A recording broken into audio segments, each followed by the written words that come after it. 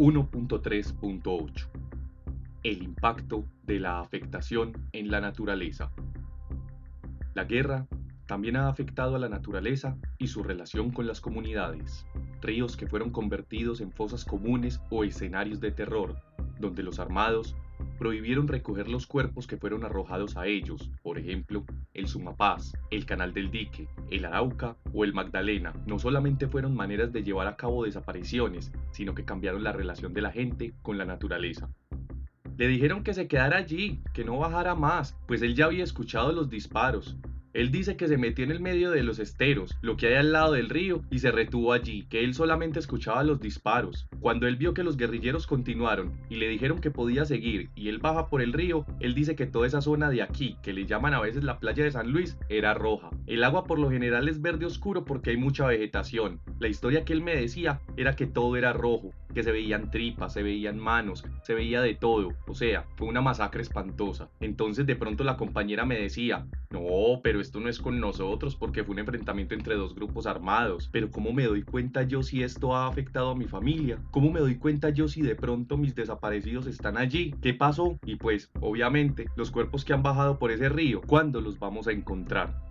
Mujer, lideresa, participante en diagnóstico sobre mujeres y diversidad sexual. Diagnóstico comunitario 440-DC00014. Mujer, lideresa, participante en diagnóstico sobre mujeres y diversidad sexual.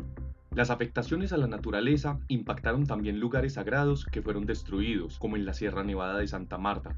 Además, las afectaciones a la forma de vida de las comunidades y su estrecha relación con la naturaleza se han impuesto en el conflicto armado interno, relacionándose con intereses económicos en los territorios para infraestructuras, proyectos extractivos o economías ilegales. Las lógicas de la guerra, que pasan por el control de la población y del territorio, también se han dirigido cada vez más a lo que hay debajo, a los recursos naturales, cuya extracción ha estado ligada en las últimas décadas a luchas por la defensa del territorio, a la vez que a un incremento de la violencia contra líderes y comunidades. Estas dinámicas del conflicto han afectado las relaciones con el territorio y la naturaleza de las comunidades campesinas y, especialmente, de los pueblos étnicos, donde la identidad colectiva está ligada al territorio, que es objeto de despojo, explotación o disputa muchas veces bajo el poder de las armas. Las consecuencias de todo son fracturas en ecosistemas, heridas en la selva, deforestación y contaminación de ríos, donde estas afectaciones no pueden verse separadas de la guerra, si bien, durante décadas, los diferentes grupos armados estaban interesados en su conservación como territorios de retaguardia o protección. Cada vez más la fragmentación del conflicto, la obtención de recursos económicos a cualquier precio y el desprecio por las culturas que han hecho de la relación de las comunidades y la naturaleza un elemento central de sus vidas y del futuro de la propia humanidad están teniendo un impacto mayor que no tiene recuperación en las próximas décadas. Los ecosistemas se han visto afectados por economías como la de la coca y por acciones de violencia contra infraestructuras, por artefactos explosivos o por economías extractivas que no cuidan la naturaleza. Por ejemplo, en los ecosistemas se depositaron millones de litros de sustancias tóxicas usadas en la extracción con maquinaria destructiva en los lechos de los ríos, en el control de plagas exacerbadas por el desequilibrio ecológico que causan los monocultivos, en el procesamiento de la hoja de coca y en las aspersiones aéreas y fumigaciones de más de 1.300.000 hectáreas en estas décadas de la llamada guerra contra las drogas para disminuir las áreas cultivadas. También en esta lista se incluyen las bombas lanzadas a bosques, manglares y selvas, las activadas en cilindros o las implantadas como artefactos explosivos y los ataques a infraestructuras petroleras. En los suelos se crearon piscinas con residuos tóxicos de la actividad petrolera sin protección, bancos de arena y relaves mineros que contienen mezclas muy contaminantes. Aunque Colombia tiene uno de los índices de biodiversidad más altos del mundo, la diversidad biológica ha perdido espacio para mantenerse y desarrollarse, a propósito de la deforestación y el reemplazo de ecosistemas endémicos por desiertos verdes y pastos, perdiendo hábitats fundamentales para la reproducción de muchas especies de flora y fauna, incluyendo diversidad de semillas propias. La concepción de una parte de Colombia como un país que no importa más que como fuente de recursos naturales ha llevado a la expansión de un modelo de desarrollo basado en el extractivismo y la implantación de políticas mediante la coacción y las armas. Además, ha convertido los problemas ligados al modelo de desarrollo y la economía en parte del conflicto armado, con numerosas violaciones de derechos humanos contra líderes o comunidades que se declaran en resistencia o que tratan de proteger sus territorios del cultivo extensivo de palma o coca. La gente de San Antonio con la minería perdió la pesca. El río se murió. El río ya con cianuro y mercurio ya ni tampoco se podía volver a criar peces. Es que la mina aquí, oiga, fue pues porque nosotros ya no teníamos con qué vivir, porque no teníamos con qué llenar los lagos, porque los ríos se afectaron los ríos con cianuro y mercurio y llegaba era puro barro con cianuro y mercurio. Eso fue una cosa brutal. Nosotros no veíamos sino agua y barro con cianuro y mercurio. Así era. Entrevista 059 VI 00014. Mujer, campesina. Caso de amenazas y desplazamiento forzado y despojo de tierras. Numerosos territorios, especialmente en ciertos departamentos, se han visto masivamente afectados por la implantación de formas de agroindustria poco respetuosas con la naturaleza, la deforestación y la extensión de cultivos de coca, la concentración de tierras para ganadería o proyectos extractivos como minería a gran escala sin cuidado de la naturaleza que se han impuesto mediante la violencia. La minería tradicional, como la desarrollada en las cuencas del Pacífico, ha sido parte del modo de vida de muchas comunidades, mientras que la minería ilegal no cumple las mínimas normas de regulación y la minería criminal de las retroexcavadoras de las cuencas de los ríos, muchas veces manejadas por el narcotráfico y las mafias, destruye los ecosistemas.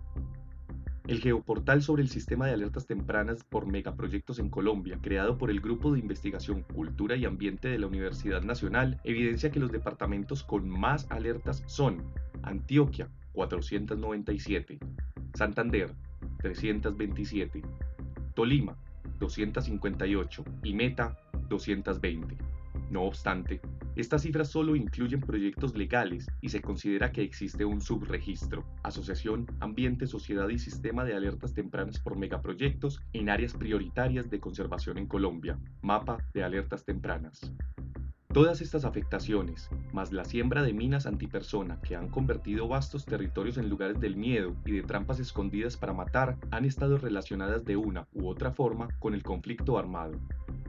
El despojo ha sido un mecanismo para facilitar la concentración masiva de terrenos para la explotación ganadera, la acumulación de capital o el blanqueo del dinero del narcotráfico, con profunda afectación también de la naturaleza.